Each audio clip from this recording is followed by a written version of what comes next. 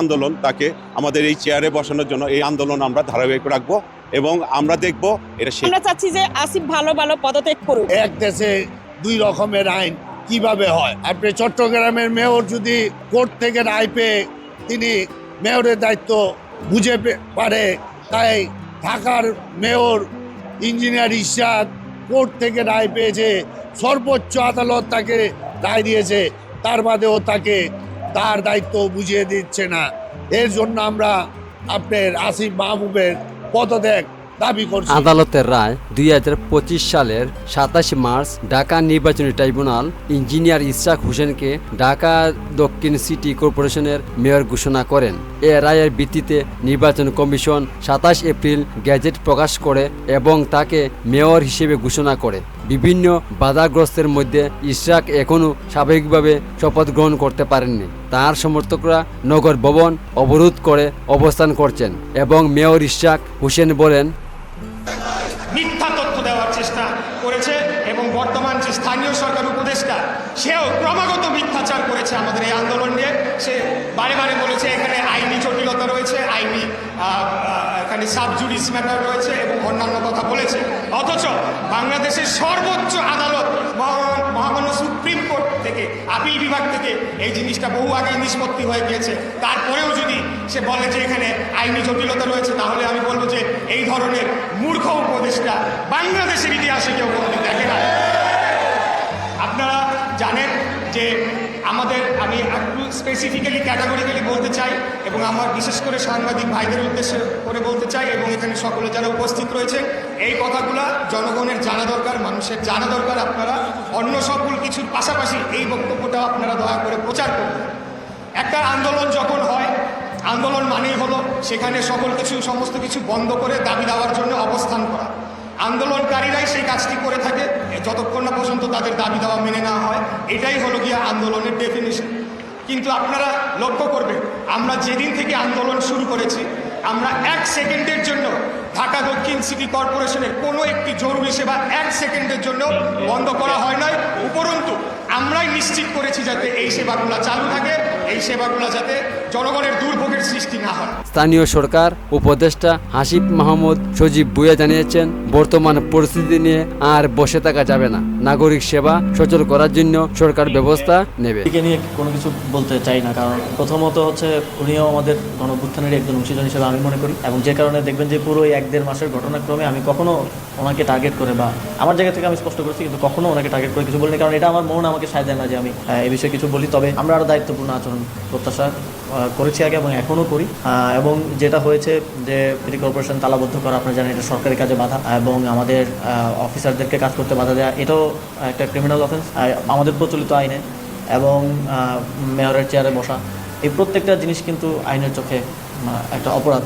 তবে সেই জায়গা থেকে আমি যেটা বললাম সেটা আবারও বলি যে সরকারের সাথে রাজনৈতিক দলের যে একটা সহাবস্থানপূর্ণ সৌহার্দ্যপূর্ণ সম্পর্ক, এই সম্পর্কটাকে যাতে আমাদের কোনো সিদ্ধান্ত আসলে ক্ষতিগ্রস্ত না করে, এটা হচ্ছে আমাদের প্রাইমারি ফোকাস। তবে এই সম্পর্কটাকে সুন্দর রাখার জন্য আমার মনে হয় প্রত্যেকের দায়িত্বশীল আচরণ করা জরুরি, এবং সরকার রাজনৈতিক দলগুলো থেকে যেই উদ্যোগটা ছিল এই সৌহার্দ্যপূর্ণ সম্পর্কে পৌঁছানোর জন্য, সেটা যাতে ব্যাহত না হয় সেজন্য রাজনৈতিক দলগুলো আরও দায়িত্বশীল হওয়াটা গুরুত্বপূর্ণ। সরকার তো আসলে আমি এই মন্ত্রণালয়ের দায়িত্বে আছি, কিন্তু সরকারের বাকি সকল স্টেক হোল্ডারদের সাথে এবং আমাদের মাননীয় প্রধান উপদেষ্টার কনসার্ন এবং বাকি যারা সরকারের উপদেষ্টা পরিষদের ইয়েতে আমরা এই ধরনের বড় সিদ্ধান্ত নেওয়ার ক্ষেত্রে অবশ্যই একটা আলোচনার ভিত্তিতে সিদ্ধান্ত নিতে হয়। একা আসলে সিদ্ধান্ত নেওয়ার সুযোগ নেই। এটা ওই ইভেন শপথের বিষয় হোক বা পুরো দক্ষিণ সিটি কর্পোরেশনকে ঘিরে গত 1-1.5 মাসের যেই পুরোটা বিষয়ই আমার একা সিদ্ধান্তের কোনো কিছু ছিল না, যেটা আসলে প্রজেক্ট করার চেষ্টা করা হচ্ছে যে আসিফ মাহমুদ ব্যক্তিগতভাবে, সেই সুযোগটা আমার নাই। আপনারাও তো হাউসে কাজ করেন, আপনারা জানেন যে আপনার সুপেরিয়রের কাছে আপনি দায়বদ্ধ, অথবা আমরা উপদেষ্টা পরিষদের কাছে দায়বদ্ধ। এই বিষয়গুলো যখন আসে আমাদের উপদেষ্টা পরিষদের বিবিধ অংশে এজেন্ডার বাইরে এগুলো নিয়ে আলোচনা হয় এবং সেখান থেকে একটা সিদ্ধান্ত আসে, এখানে আমি দায়িত্বে আছি, আমি সেটাকে ক্যারি ফরওয়ার্ড, এবং এক্ষেত্রে আরও যারা স্টেক হোল্ডার আছেন যেমন আইন মন্ত্রণালয় আছে, আরও যারা আছে, সবাই এটাকে ক্যারি ফরওয়ার্ড করার জন্য আসলে ইয়া করে। এবং এই কথাটা তো শুধু আমি যে বলতেছি তা না, এই কথাটা তো ইশরাক ভাই উনি নিজেও বলেছেন যে উপদেষ্টা পরিষদে এটা নিয়ে আলোচনা হয়েছিল এখানে। তাহলে উনি কেন আমাকে ব্যক্তি হিসেবে আক্রমণ করছেন, আমার কাছে আসলে বিষয়টা একেবারেই বোধগম্য না। আমার মনে হয় যে এর পেছনে রাজনৈতিক উদ্দেশ্য আছে এবং এর কিছু প্রমাণও আমরা পেয়েছি। যেমন আমার জন্মস্থানের যিনি বিএনপির নেতা আছেন তিনি এটাকে অনেকভাবে উস্কাচ্ছেন, বিভিন্ন লজিস্টিক্স সহায়তা করছেন। আবার দেখা গেছে যে যখন রাজনৈতিক দলের সাথে সরকারের একটা টেনশন ছিল, সেখানেও একটা পলিটিক্যাল টুল হিসেবে ওনাকে ব্যবহার করা হয়েছে। দেখা গেছে যে কেউ উষ্মা প্রকাশ করছিলেন যে আমরা সরকারের বৈঠকের সময় পাচ্ছি না, পাচ্ছি না, সেখানে সরকারকে একটা চাপ দেওয়ার টুল হিসেবে আসলে সেটাকে ব্যবহার করা হয়েছে। এবং এখন আপনারা দেখেছেন এটা কোন পর্যায়ে চলে গিয়েছিল। এটা যমুনার সামনে বিক্ষোভ অবরোধ থেকে ডক্টর মোহাম্মদ ইউনূস স্যারের, আমাদের মাননীয় প্রধান উপদেষ্টার পদত্যাগের পর্যায়ে পর্যন্ত চলে গিয়েছে। জাতীয় ঐক্য বিনষ্ট হয়েছে এই বিষয়টাকে কেন্দ্র করে, এবং এই বিষয়টাকে কেন্দ্র করে দেশে একটা 5ই আগস্টের পরে অনেক ক্রাইসিস একটা সিচুয়েশন, মানে সেকেন্ড বিগেস্ট ক্রাইসিস আমরা ফেস করেছি, সেটা আমরা আল্লাহর রহমতে আমরা উতরে এসেছি। এখানে আমি মনে করি যে জনাব ইশরাক হোসেন তিনি তরুণ প্রজন্মের একজন আইডল। আমরাও ওনাকে দেখেছি যে ওনার সাহসী কার্যক্রম, সেই জায়গা থেকে আমার মনে হয় যে ওনাকে মিসগাইড করা হয়েছে, মিসলিড করা হয়েছে কোনো রাজনৈতিক উদ্দেশ্য চরিতার্থ করার জন্য, এবং সেটা এখনও করা হচ্ছে। এবং আমাদের আহ্বান থাকবে যে এই জায়গাগুলোতে আরও সতর্ক, আরও আলোচনার, যেহেতু সরকারের সাথে তো এখন রাজনৈতিক দলগুলো এই সরকারের অংশ, এবং এই সরকারগুলো রাজনৈতিক দলগুলোর কনসেনসাসের ভিত্তিতেই কিন্তু হয়েছে। আপনারা জানেন আমাদের লিয়াজু কমিটি প্রত্যেকটা দলের নেতাদের সাথে কথা বলে উপদেষ্টা পরিষদও ঠিক করে। তো আলোচনার ভিত্তিতেই যখন সবকিছু হচ্ছে, তাহলে এটা কেন নয়, আলোচনার ভিত্তিতেই তো হতে পারত। তো এটা আলোচনার পর্যায়ে না আসা এবং না আনার পেছনে রাজনৈতিক উদ্দেশ্য আছে বলে আমি মনে করি। যারা আসলে রিড করেছে বা আদালতে যে প্রক্রিয়াটা হয়েছে সেটা আপনাদের সবার সামনে হয়েছে, সেটার সাথে মন্ত্রণালয়ের কোনো সম্পর্ক নাই। ইভেন নির্বাচন কমিশনের ট্রাইব্যুনালে প্রথম যেই রায়টা এসেছিল, সেখানেও কিন্তু স্থানীয় সরকার বিভাগ পক্ষভুক্ত ছিল না। এবং স্থানীয় সরকার বিভাগের প্রতি আপনারা যদি দেখেন, আদালতের কোনো রায় কিন্তু স্থানীয় সরকার বিভাগের প্রতি নাই, যেটা বারবার বলার চেষ্টা করা হচ্ছে যে স্থানীয় সরকার বিভাগ আইন ভঙ্গ করেছে, আমরা আইন ভঙ্গ করেছি, আমরা আইনের কিছুই বুঝি না, বা অনেক কিছু বলতেছেন।